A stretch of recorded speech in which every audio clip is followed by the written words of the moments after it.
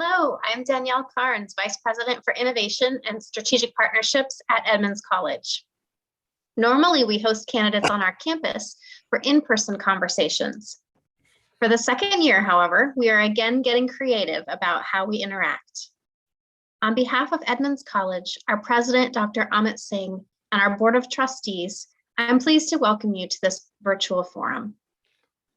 I'd like to thank the candidates for Lynwood Mayor for participating today, and many thanks to all the Lynwood voters tuning in to learn more about the candidates who would like to represent you as their mayor, as your mayor of Lynwood. Today's forum is sponsored by the Snohomish County Forum Coalition. Those partners are the League of Women Voters of Snohomish County, Snow Isle Libraries, the American Association of University Women, the National Association for the Advancement of Colored People, Herald Media, and Edmonds College. Thank you again for being with us here today and participating in our democracy. Next, please welcome Jean Crevier of the League of Women Voters of Snohomish County. Good morning, and thank you, Danielle, for that gracious welcome. The League of Women Voters of Snohomish County is honored to join with the Forum Coalition to present candidates, mayoral candidates for the city of Lynwood. The League thanks both of you candidates for running for office, for your willingness to continue to serve the community if elected, and for participating in this forum. It is the policy of the League to be nonpartisan. Therefore, we neither endorse nor oppose candidates or parties. We do take positions on issues which we have studied and on which we have reached consensus. And we are fiercely committed to empowering voters to make informed decisions. Candidate forums are a critical part of that work, so let's get started. It's my pleasure to introduce your moderator for this forum, John Bauer, opinion page editor of the Daily Herald. Thank you, Jean. I am John Bauer. I'm with the Everett Daily Herald. And I want to welcome our candidates for Lynwood Mayor, Christine Frizzell and Jim Smith. Thank you both for joining us. And just to go over a couple of things, the questions themselves have not been shared, but the topics are known to the candidates. I'll pose each question. Each candidate will have 60 seconds to respond. Except for the last question, they'll have 90 seconds for that. And I'll alternate as best as I'm able to remember the responses. So with that, we'll start with our first question, and we'll start with Christine. What qualifications and experience make you a strong candidate for this position? I've been on council for 4 years. During those 4 years and for a number of years before that, I've been an accountant, and I have quite a large variety of businesses that I've worked with, small businesses, large businesses, individuals. And I think that's one of the strongest things that I bring to this council is the ability to look at financials and understand them. The other thing that I bring is collaboration with other cities, the county, whoever needs to be in the room to make decisions. I'm highly interested in housing and diversity and have worked on both of those, in both of those areas for quite a number of years. So I'm excited to carry those characteristics into the mayor's office. Thank you. Jim, to you, please. Well, to begin with, I've been on the council for nearly 26 years. And not only that, but while on the council, I've been extremely active in various organizations, primarily here in Lynwood, but also organizations that touch our community, such as I was on the Board of Health for, 12 to 14 years. I was the chair of the Board of Health for quite a while. For a couple of years. I was also founder of our Lynwood Chamber of Commerce. For a while, we did not have a chamber. I thought to myself, you know what, we just need someone to step up and do something about it. So I started the chamber. I've started festivals here in Lynwood. I have been on more committees than anyone. I have been state president of a couple different organizations, including the Washington Pilots Association, the Washington State JCs. I've been a volunteer forever, and my time is almost up. So, John, I'll sneak in. Thank you very much for your part of this. Yes, well, and thank you again, both. Jim, I'm going to stick with you for the next question. Okay. What are the biggest challenges facing Lynwood, and what strengths can it draw on to resolve them?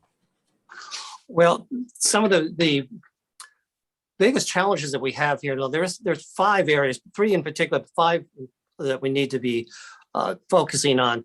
We need to be enhancing our public safety. As you are aware, if you read, say, the Everett Herald, that we have a little bit of a spike in crime, not just the little crimes, that's been going quite a bit, increasing, but also we've had shootings in the greater Lynwood area, which like never before.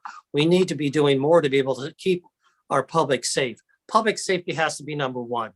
If we don't have public safety, nothing else matters. It doesn't matter if we've got beautiful parks, if it's not safe to go in the parks without needles being there. We need to be doing something about that. It's not just the police department. We need to reduce these sky-high taxes. That's an area that we have been in difference with on this campaign. We need to reduce the street homelessness and the open drug use. We're not doing these people any favors by just saying it's okay. Jim, thank you. Christine, to you. The things that I see going on in Lynwood, I agree with Jim regarding safety. We need a safe neighborhoods. We need a safe city. We need it safe when we go shopping. And I'm very certain that our police department is working towards that end. We have some concerns when light rail comes as well. So we need to be evaluating where we're putting our resources. Another area is housing. Housing prices are extremely high. We don't have enough housing for the people that choose to live here. Another area that we need to focus on is diversity. We have many different nationalities and ethnic groups that want to live in Lynwood. And we say that we are welcoming, and I want to bring that into an even bigger spotlight so that people really feel that, as well as feeling safe in their environment and wherever they go and live. Thank you. And I'm going to call an audible here, and I want to allow 90 seconds for this next question, because I think it is a little more involved. And Christine, we'll start with you. As now planned, do you support Lynwood's Community Justice Center? Why or why not? I have supported Lynwood's Community Justice Center for the last 4 years. I went with previous Chief Davis and current Chief Nelson up to Community Health Centers Board and proposed the idea with them that we create a jail that accommodates the needs of the people that are incarcerated. They're not put there for punishment all the time. They're put there as a consequence of their behavior. And if we could come in and create opportunities to change that behavior, whether it's mental health needs, medical needs, psychological needs. And so I was very supportive of the Community Justice Center as it was originally put out there in the last year. When it got changed in July and August, it got changed a lot, but it took us from a level that I thought was a B+, and it took us clear to an A+ and beyond, that we would be able to interact on a larger basis and have a behavioral health center that doesn't require people to be incarcerated to make use of. And I totally applaud Lauren Davis, our 32nd District Representative, for her help. Thank you. Jim, same question. Well, I absolutely have supported the remodeling, the rebuilding of our Community Justice Center for over 20 years. This is a long time coming. It's way, way overdue. And I wanted to also mention that this is more than just a jail. And that's where we're having some problems with people understanding that this is a jail, a retention center. It's also a courthouse, and we need to modernize our court system. And getting the court system and the retention area in the same building has been one of the wisest things that leaders far above me did many years ago. It also houses the police department.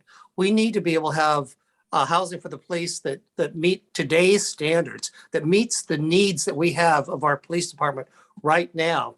And then again, as mentioned, the behavioral health, that is an add-on, but that is an add-on that we hope to be able to have. We're going to have part of it is in the plan that we have approved. And then now the real key will be having the county and the state come through with their promises of financing, of funding for some of the things that we need in order to behave that behavioral health. The Community Justice Center is just that. It is a justice center, not just for the victims, not just for the citizens of Lynwood, but also those that are incarcerated. When they come there, we need to do something. Jim, thank you. And Jim, we'll stick with you for the next question. Okay. And this is not a concern limited to Lynwood. This is something that a lot of communities are having to address. I want to know your view of the tenor of Lynwood council meetings and what changes, if any, you think need to be considered that would better balance access and ability to comment and share information with efficient use of the council's time and civility, basic civility. Well, I don't know that we've had an uncivil council at this time. Years past, we've had some yelling that has gone on, but it hasn't been anything recent. As far as the communication is concerned, the sooner that we can get back into live meetings, and there's been a lot of pushback on that, but the live meetings are so incredibly important. There's a difference between just being on a Zoom meeting and being on a live meeting where you're right in front of someone. You see their facial expressions, you see their body language. You're able to communicate in multiple ways, not just verbally. And the sooner that we can get back into live music, I'm sorry, I'm a musician. And as soon as we can get live music going in the city council, that'll be great. But until we do that, I think that if we are able to have live meetings, that will increase the communication. That will have a chance for people to come to our meetings, connect with us before the meeting, connect to us afterwards. Thank you, Jim. And I agree both on the live meetings and live music. So, okay, Christine, for you. You know, anytime we could have live music at a council meeting, that might draw more people. So the tenor of the council meetings, you know, each of us that come to council who choose to run for public service, we come with our own passions, and we come with those things that we believe are most important, from who we talk to in the community and whatnot. And sometimes those passions overflow. And it's up to each one of us to continue our civility, continue to respect one another without name calling, without demeaning one another. And we would encourage that to the people who come to our meetings, whether it's in person or on Zoom. We've had some pretty rough meetings with public comments in the last few months. And I would just ask people to check their civility at the door. We understand emotions, but we need a respectful place where we can all talk, listen, and understand. Christine, thank you. And we'll stick with you for the next question. And I want to get into, and a lot of cities right now, of course, are beginning their budget process. I want your ideas on how we make that accessible so that residents can participate in that discussion, so that we can have a good discussion about revenue, about taxes, about what level of service we can provide. What are your thoughts on how we involve residents in that discussion? About 4 or 5 years ago, the city adopted budgeting for outcomes, in that we don't just mimic what we did 2 years ago, but we actually look at what outcomes are we expecting, and are we putting dollars and resources into those outcomes. And I think that the community can start to weigh in even now, because quite often we wait until the last of October before the community sees the budget. But we want people thinking and talking now about changes that they would like to see in our community. The budget shouldn't just come from one side. It shouldn't just come from the city side. It needs to have input early on from community members that say parks are most important, police is most important. This program should go, this program needs to be beefed up. We need that input now before we start next February on the next 2-year budget. Thank you. Jim, to you. Yes, the budgeting for outcomes is a great program. And it's unfortunate that the city of Lynwood, from the last couple of years that I've been back on the council, I haven't seen it being used properly. Budgeting for outcomes insists that we first of all find out what's our priorities. And instead of doing that, that has not been happening. It's just been when we've had to cut back, it was cutting back across the board 2.4%. So I would like to see us involved a little bit more with the budgeting for outcomes, how it truly is designed to be done. Number two, I'm not waiting for people. I have not been waiting for people in the community to tell me what they want. I've been out in the community. I've been talking to the various businesses. I've been in business for decades now. And even the last several years, I have been out, even this last week, talking to individual businesses about what they think are important. And my time is up and I got a good point. Really good point. Well, I'll give you a chance later maybe to expand. Jim, I do want to stay with you for the next question. What issues remain to be addressed in Lynwood regarding the coronavirus pandemic? And what would you want to do to address those? Well, I like I said, I've been very close with the Department of Health, and I've spoken with Dr. Spitter several times. I think we need to be balancing out getting our people back out in the community in a safe way and not locking them down. If you remember a little over a year and a half ago, we were told all we need is 2 weeks to flatten the curve. The curve was flattened. We have now new variants. The new variants are more spread more easily, but they're not as deadly. I think we also need to encourage people, not demand, but we need to encourage people to get the vaccines. Hey, when it was first coming out, I couldn't get my vaccine fast enough because both my wife and I knew that for us, it was a good thing to have those vaccines. I think we need to be more encouraging and use the sales ability that we have, whether it be as an newspaper, to sell the idea, not push, not demand it. Thank you, Jim. Christine. I serve on the health board of Snohomish County, and I have since COVID began. And it's been an interesting process as we have uncovered new ways to deal with things, and what we thought was, if we hand wash and we mask was enough. And we found out that that's not enough. And then we brought out the vaccine. Not we brought out, but the federal government brought the vaccine out. People were excited to get it, but there's also a good percentage of people that are not. And that concerns me. It concerns me that people who are not vaccinated can take up hospital beds and create a heavy burden on the system, heavy burden on resources, so that people who have been vaccinated don't have bed space for any other issues that come up. I don't have a great answer on how we get there, but we need to. Thank you. Christine, we'll stick with you for the next question. And this is a broad range of topics, but they're often interrelated.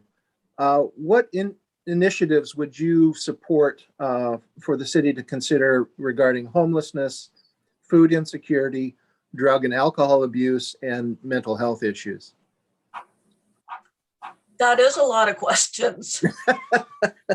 Well, I think everybody just needs to, John, I'm sorry, there's no one answer for this. Each All right, of us well, need to be taken. pick one. Let's pick homelessness. Homelessness is very visible in our city.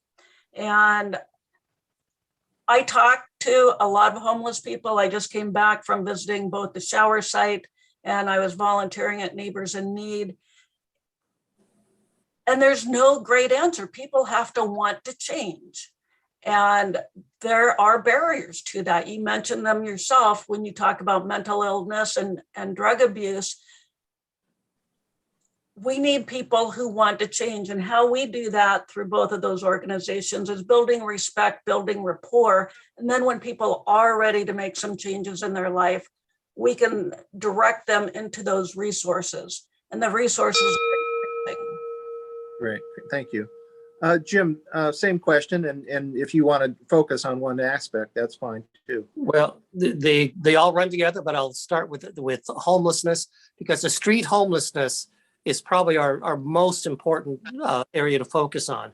I've been working with Bud Kopp, who is past president of the chamber, past president of the Rotary. He's been a big leader in our South County area. And we're devising a plan in order to be able to have a place that we can put some people that would be like a dormitory type of situation. We can't just buying a motel and just putting people in that's not going to do the job. But if we have a dormitory situation where we have no drugs allowed, no alcohol allowed, but we'll have some help for you with counselors, et cetera, and so on, we'll get you going, and it'll be steps. You start here, and you have to do some work around the facility, et cetera, and so on. And we help them get out of homelessness. We provide them with food to the point where they become active in our community. We've got a plan. We'll make it happen. Thank you, Jim. And again, I'm gonna ask for 90 seconds response for this next question, and Jim, will stay with you. I do want to talk about housing as well, and affordable housing, but also market rate housing, the whole range. What's the greatest need in Lynwood right now, and what steps would you want to see taken to encourage that stock be increased? Well, to begin with, there's a lot of misconception that we can just simply come up with housing for everybody, and housing, because housing, for the most part, is a market situation. So when you talk about the missing middle example, and you want to put in a bunch of townhouse condos, that's still going to cost you in the neighborhood of $600,000 to $800,000. It still is not cheap. You talk about somebody homeless on the street. We need to get steps for them to help themselves, to help them save money before they're ever able to rent. And then once they rent, they need to be saving their money before they're able to buy. We can help them that with counseling, et cetera. But the housing market, making single family houses, as an example, lower. I've been meeting with many of the builders, local builders, not people coming from these developers from outside our city, but people that have been here building single family houses in Lynwood forever, like the Eckelbargers, like the Crosbys, et cetera, the Sunquists. I've personally met with them many, many times, and we have come up with some areas that would help keep the prices down. 2 areas. Let's start making setbacks less. If there's less setbacks, there's more. We can get more lots in there. Number 2, let's stop with it's extremely costly. All of the fees that we charge. Let's get the fees out of there, or most of them. Thank you, Christine. I could another 90 seconds if you had it. Yeah. I get Christine. it, Pat. Hello. Go ahead, Christine. I wanted to make sure Jim was done there. So I headed up the Housing Policy Committee in 2020 with myself and George Hurst, and we met with community members that are out there on the streets developers, builders, financiers, people who are already working in the affordable housing area. And we worked together to come up with policy ideas that then we handed forward to our housing action plan group. Two of those issues that we came to an intense agreement on instead of an intense disagreement is that we would push multifamily housing out towards the mall, and we would save our single family neighborhoods from being impacted in such a large way.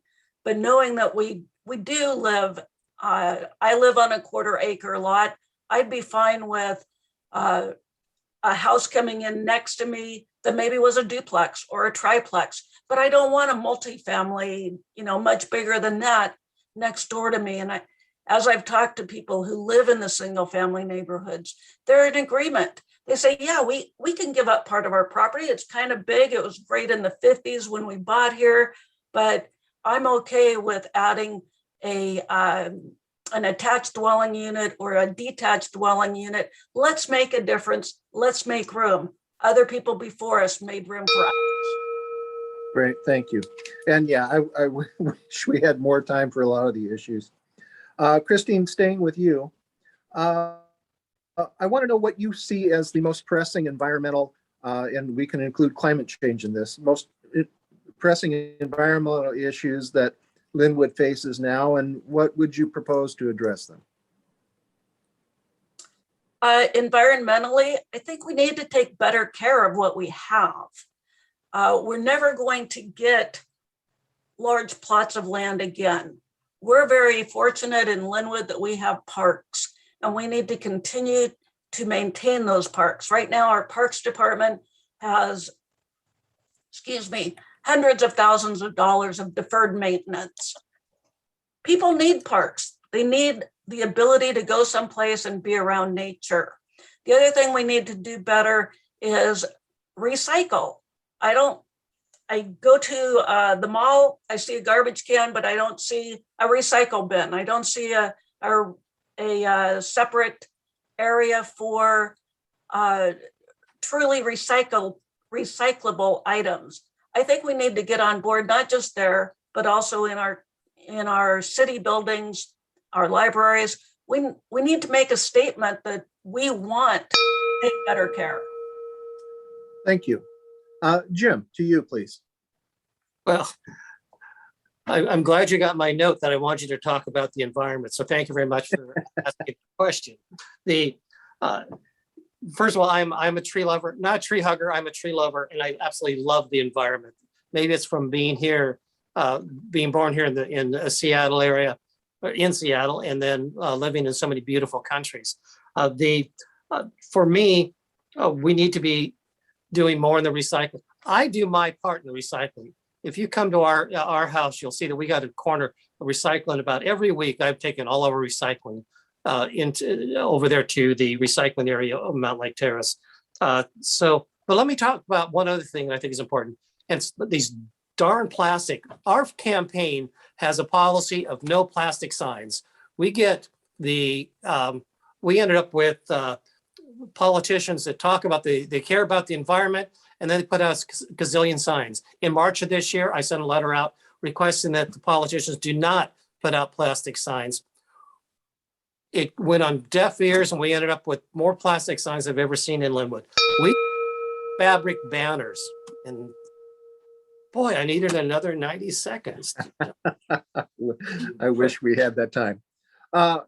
Final question, and you will have 90 seconds for this. And here it's an opportunity to kind of expand if you wish. But are there issues that we haven't discussed today that you want to expand on a little further? And Jim, we will start with you.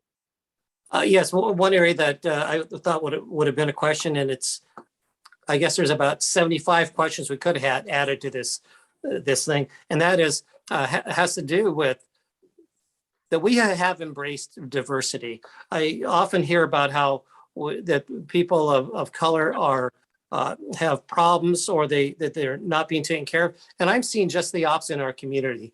We have on our campaign, we have a director of outreach for the Latino community. We have Karina Gasparin. We also have a director for our Korean community, who is Corey Han.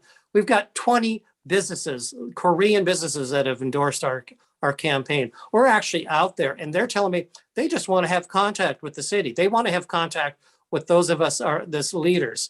And I think that what we can do is we can take more time to be able to get out there and stop saying that everybody is victims, because they're not victims. We have opportunities to help everybody, but we can't be doing it unless we're actually out there. Our campaign is actually doing that, and I will continue to do that. I've lived a life of diversity, having lived in Hawaii, where that was definitely a diverse community, Japan a couple times, the Philippines. I know what it's like. I don't walk in anybody else's shoes, but I know what it's like to be a minority. And I think that we can afford to be able to help that. Jim, thank you. And Christine. So I was born in Burien, but I've lived in Lynwood since 1965. And I've watched Lynwood change a lot. Lynwood continues to attract small businesses. And I don't think that we give them enough spotlight. I think we need to do more for small businesses. We have this wonderful mall, and it brings jobs and it brings sales tax income. But for small businesses, those owners have dreams that they want to provide for their family. They want to provide for people in the neighborhood. And since I've been on council, I've initiated 2 small business roundtables where we got to hear from individual businesses and hear their frustrations, hear their praises for the police department, their frustrations with our sign issues and a number of other things.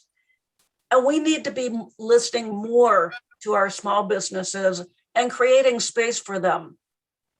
Our current Lynwood Chamber of Commerce does a great job in creating unity, but we need to take it a few steps further than that. I like the idea of small businesses having maybe a tax-free day or having some type of coupon that people who reside here get an extra benefit as they shop at our local businesses. I need to do that more, and a lot of other people do too. Great, thank you. And thank you both. And our candidates again have been Jim Smith and Christine Frizzell. Thank you both for using your time very well in offering very good answers to us for this forum. The League appreciates that and appreciates you running, as do I. A recording of this forum and others will be available on the League of Women Voters of Snohomish County website and on its YouTube channel. You can find the links at lwvsnoho.org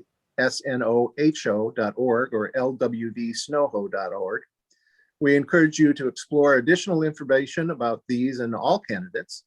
The Snohomish County voter pamphlet will be available to residents starting October 13th at vote411.org and sponsored by the League of Women Voters, and is another good source for non-sponsored, nonpartisan voting information.